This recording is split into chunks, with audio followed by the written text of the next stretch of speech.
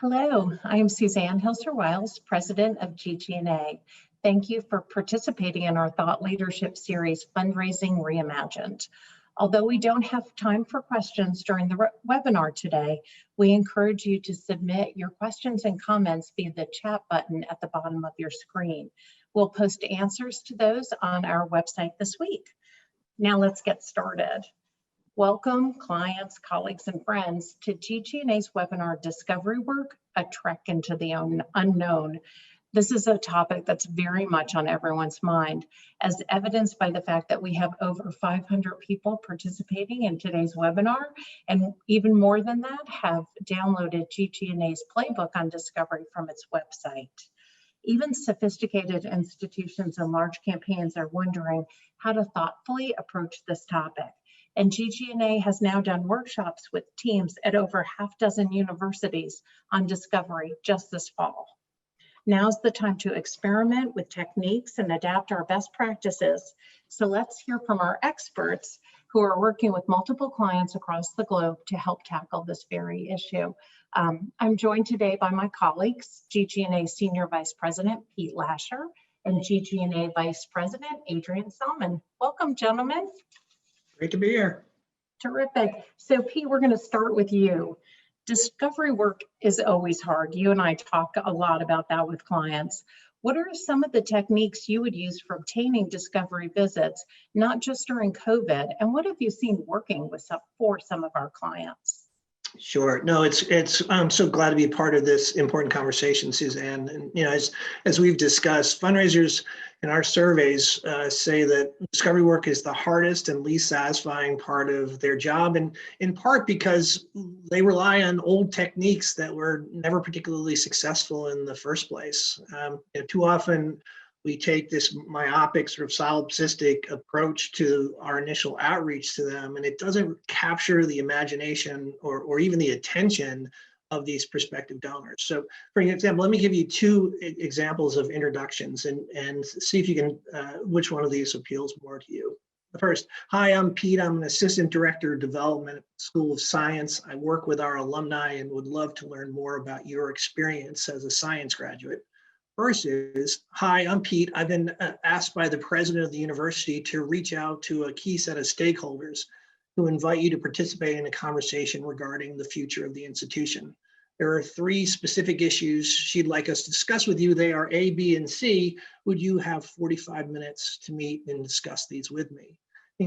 Think about which of these two meetings that you would want to take. I mean, we have to remember that these are really busy people and we're competing for their time and their attention. So it's critical that we signal that we are proposing meaningful, substantive engagement. And it might sound a little disingenuous to suggest that the president would be interested in hearing what these folks have to say, but in our experience working with clients, if leadership understands the fundraising strategies, not only will they endorse this kind of approach, but they'll give us the good guidance as to the issues that they would really be interested in hearing from the perspective of our stakeholders. So if we take this approach, I think not only will we be more successful in getting that initial visit, but we'll be better positioned to identify those issues of most interest to the prospect, which will allow us to accelerate the cultivation cycle.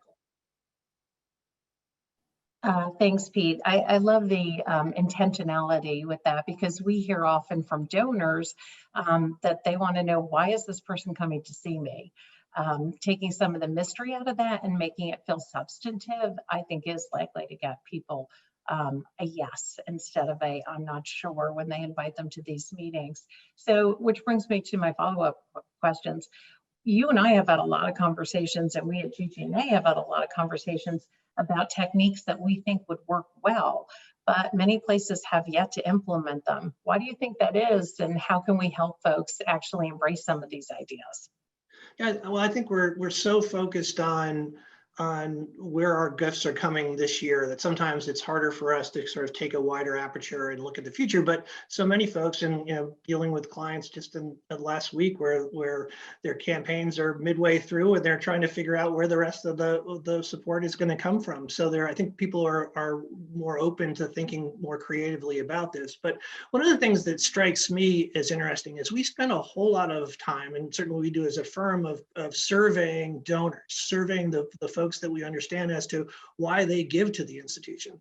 What we don't do enough of is surveying this group of unqualified folks. These are the folks we don't know. These are the folks that we really should be interested in learning more about, because if we do, not only will that help us to develop communication strategies, more effective communication strategies, but it will also, I think, help our fundraisers gain more confidence in understanding who this population is and how they think, and so that they can be more effective in their and confident in their outreach to these particular prospects. I'm so glad you used the word confidence there, Pete, because I do think, as you mentioned early on, we hear from fundraisers that discovery is their least favorite part of their job. And I think part of that is confidence, because you don't know these folks yet and you're not sure what you're going to hear. By using a survey or some sort of pre-qualifier tool, you have a much better sense of the conversation that you'll be walking into, and you're spending your time on the people who actually are inclined to talk to you.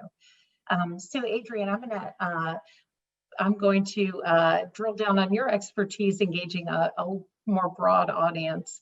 So what would you recommend around messaging and outreach to mass audiences that address the facts that some institutions are nervous about how they look as they go to a broad group of people right now? They're worried about the right message for the right time. How would you help them think about that? Well, I mean, one of the things that we always say as fundraising consultants to a large number of clients is that you can't, as a bread and butter message, emergency fundraising is not the way to go. You can't cry wolf all the time in annual giving and expect it to work. It's not a sustainable strategy. That said, these are extraordinary times, particularly for a number of our clients in the arts and culture sector and in other charitable sectors where the lockdown of 2020 has been effectively one of the biggest emergencies and the biggest threats to their funding that they've ever faced. And so the reverse doesn't hold true. If it really is an emergency, then you should be prepared to say so. And be authentic, because that's being authentic with your fundraising. And we talk at GGNA about being authentic a lot and about sharing challenges and difficulties as well as great news. So this is one of those times when, if you need to, you really should. So there's I was talking to an arts institution in the UK a couple of weeks ago, and they have gone out very boldly on their emergency fundraising page to say the situation we face today is urgent. The pandemic has stretched our finances to the limit. Our income is decimated by our closure. It's a loss of several £million. And they have actually blown through their first emergency fundraising goal because it's an authentic message. So if it's not an emergency, then more than ever now, you need to be specific and say what you actually want to spend the money on. Now, that doesn't mean that you're going to be boxing yourself into asking for restricted gifts.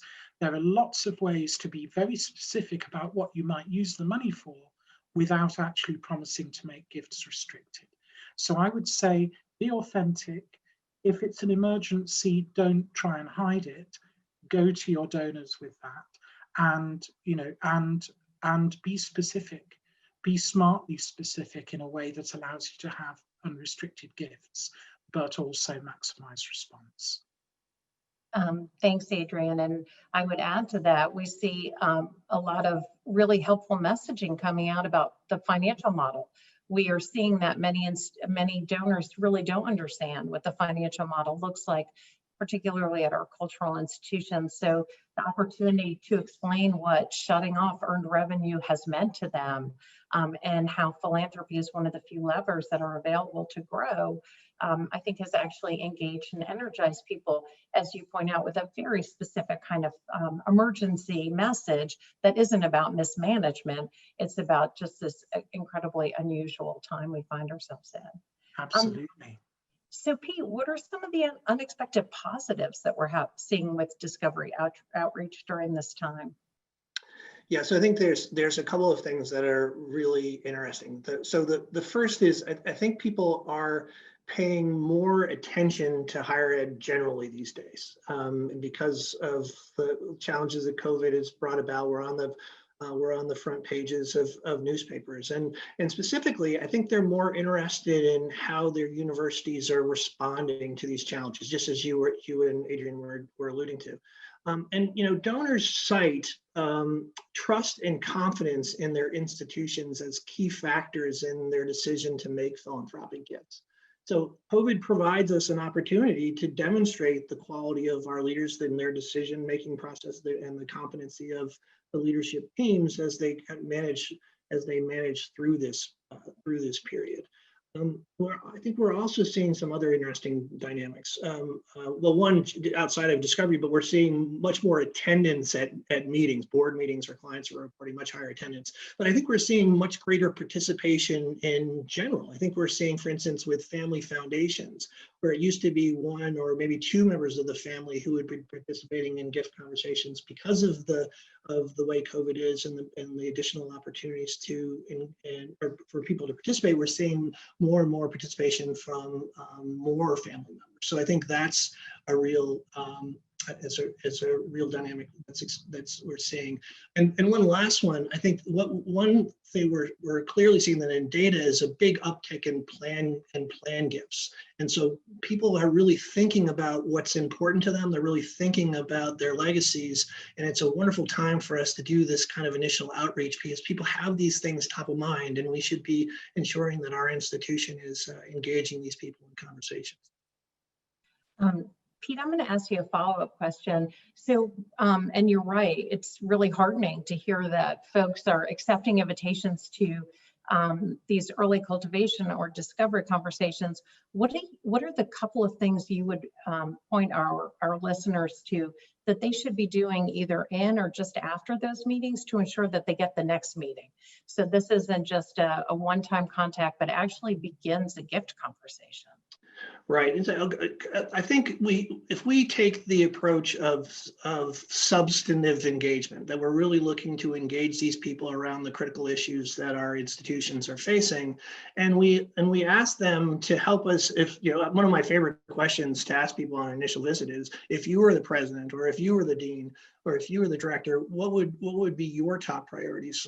And then they'll give us guidance. And once they've kind of given the signal, and where we begin to see alignment between their interests and our priorities, then I think we can chart a path together. And I think two things there. One is an intentional path, and the other is charting a path together. We want to make sure that we're doing this in concert with them. And I think if we can keep the emphasis on what's going to be meaningful for them, what's going to be meaningful in the institution, then I think we should be able to determine what those next steps are rather easily. And I will highlight something you just said. That is something you and I have talked to a lot of clients about, intentionality. So as we go into this first conversation, what is it we hope to learn or hope to impart that would help us naturally set up the next meeting? What do we need to do within this meeting? Even how do we end the meeting so that we have an opportunity to come back to them? And I think to think about that ahead of time, and to engage your partners that you're presenting with or talking with the donor or prospect or family, really ensures that this isn't a one and done, but that you actually have the next move clearly thought through and set up before you end your first one. Suzanne, maybe I could just build on that a little bit more. One of the things that we're seeing as a result of this is that within our advancement shops, so not just the fundraising groups, but the communication groups, the event groups, we're seeing much more activity designed to help engage people in substantive ways. And I think what we're seeing is much more of a integration between these different groups as we're really defining who is this group that we're trying to reach. Communications and events programming is designed to reach them, and then it allows fundraisers the opportunity to follow up on these things to, again, if they're reinforcing the key things that are happening at the institution. And if as fundraisers we take advantage of it, then it allows us to find that much more common ground to discuss with these prospective donors. You're absolutely right, Pete. And, I would add to that, I was actually just before this call interviewing a donor on behalf of a client. And this is a client with a very engaged alumni base and a lot of participation. But a couple of people now have mentioned that a lot of their alumni live in a geographically close area to the university. And there are just some really subtle things about keeping people engaged that reinforce if you don't live close by, you're kind of we haven't maybe thought it through. So the example today was when people come to alumni weekend, sometimes they're leaving with a gift that's hard to bring on an airplane. And we've heard this from people who are so excited about participating in small group discussions via Zoom, who live far away from the institution they're supporting. It used to be a camera set up in the back of the room and something that was happening in person. So I think there are some things about engagement that we really hope will continue on after this time too. So Adrian, I'm going to ask you a question we get a lot right now from our clients. Which of our direct marketing approaches designed to try to surface new prospects are working best right now? What is working best in the field? Well, I'm seeing mail having a real moment. Phonathon is struggling because lots of institutions are having trouble running that kind of model in the socially distanced environment. Mail and obviously online. I mean, I'm just seeing in clients' data staggering increases in the amount of money given online. And mail will play into that as well, because more than half the people who respond to a mail appeal nowadays will respond to it online. So that makes the online donation page probably the single most important tool that you've got in your direct marketing toolkit at the moment. And it's really important that it's optimized to properly convert visitors into donors. So one of the things we know is that across the nonprofit sector, that what we call the conversion rate from visits to donations is only about 20%, which means that 4 out of 5 people who end up on a donation page actually fall off it again without making a gift.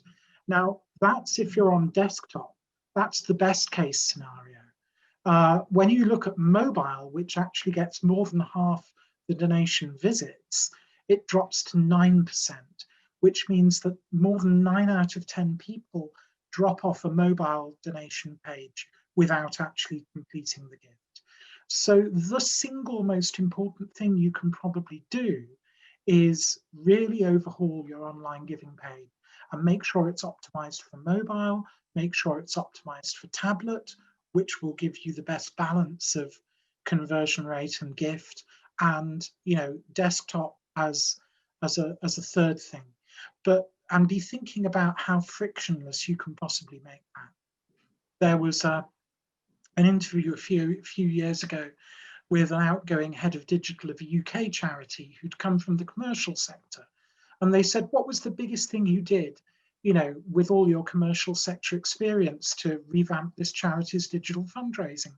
He said, well, I'm almost ashamed to say it, but it was adding PayPal as a donation option. It boosted our results by 25%. It was probably the single most influential thing we did. Wow. Well, that's some very practical advice too, Adrian, and something that probably everybody could take advantage of. So one of the other things that we hear a lot from clients right now is their followers on social media, their website have just really gone up exponentially. And we've even seen that at GGNA, the number of people who are following us on LinkedIn and participating in things like this has really gone up. So how would you suggest our clients think about leveraging that engagement into support? That's a really good question. So yeah, I mean, I'm hearing this from the calls that we've been doing with people around the industry to talk about the challenges they're facing right now. And almost every one of them has said, our online engagement has rocketed up. Well, one of the great things about social media channels is they're incredibly amenable to testing, and it's cheap. And you can run multiple content tests over a period of a couple of weeks and see what's working well. Now, one thing we know that works incredibly well for a lot of educational clients is nostalgia. The nostalgia angle is very powerful. I had one client who did quite a lot of testing of this, and they found that, you know, across all their social media channels, pictures of campus were incredibly engaging. Really interesting thing they found, pictures of campus without people in them, because that allowed the person viewing the picture to mentally project themselves into the photograph without there being someone else in the way. I wouldn't expect social media to generate a huge amount in terms of actual donations, but what you can do is use it to trail content that's coming out in your other appeals.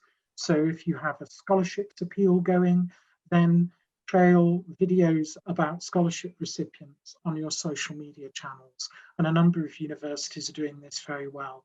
If you're an arts and cultural organisation and you're fundraising for musicians or for performers, well, you've got ready-made content that you can trail to highlight that. And the classic in social media fundraising is the two-step. Get somebody to make a non-financial action first, like sharing a memory, asking a question, signing a petition. Use that to identify the people who are responsive, and then target the donation ask to that subset of people who've already shown that they're going to stick their hands up and respond on social media. I think, I think across the many things we've talked about, agreeing to have a conversation with a gift officer, surveys, social media, it is sort of amazing how many people will raise their hand when asked in some form, are you interested? Will you actually engage with us?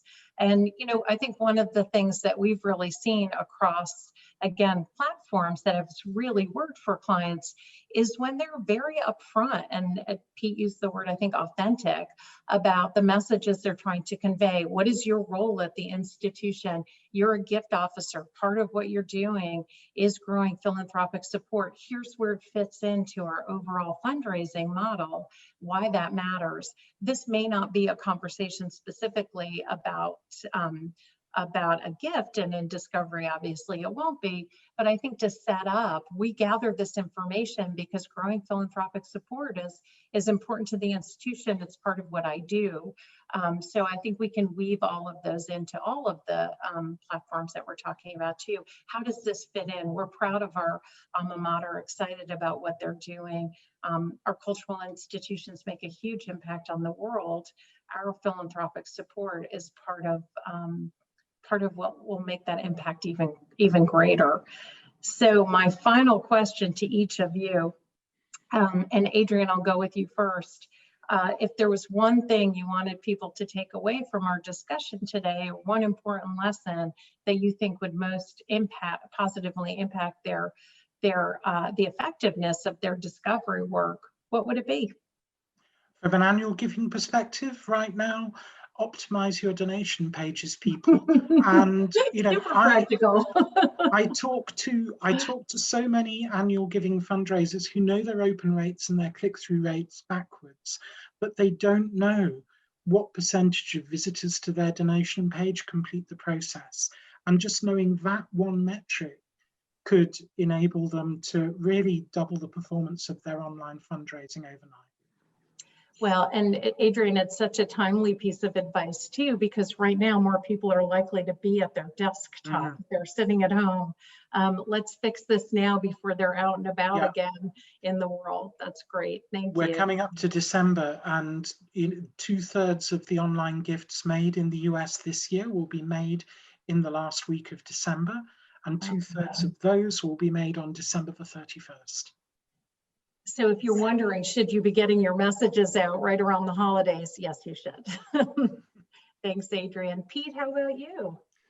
Yeah, I guess I would say let's update our snapshot about what discovery can be. It doesn't have to be a lonely trudge, and so that's my message to fundraisers and to fundraiser managers. Like, if we are intentional about this work, if we really think about who this audience is, we encourage you to survey them. We want to understand who they are, and then think about what intentionally, what is our outreach to them, and how can we substantively engage them right from the get-go. Not only will we have better success in getting our initial visits, but it'll also propel us and accelerate through the cultivation cycle. Thank you, Pete. And now you all have a behind the curtain look at GGNA, and you know why we invited Adrian, our direct marketing person, to name this webinar "A Trek into the Unknown," because Pete's suggestion, discovery, the lonely trudge, might not have got quite as many of you to sign up. So many thanks to Pete and Adrian for sharing their expertise and their experience, and thanks to all of you for listening. Please check out our What We Think section of our website to sign up for more webinars, review answers to the questions that were submitted today, and we got some very good ones, and download our Discovery Playbook. Reach out to us directly with ideas for additional topics for webinars, and connect with each of us on LinkedIn. We would love the chance to work with all of you. So please reach out to us and let us know how GGNA might help you as you think about how to address this and other challenges. Thank you so much. Have a wonderful week.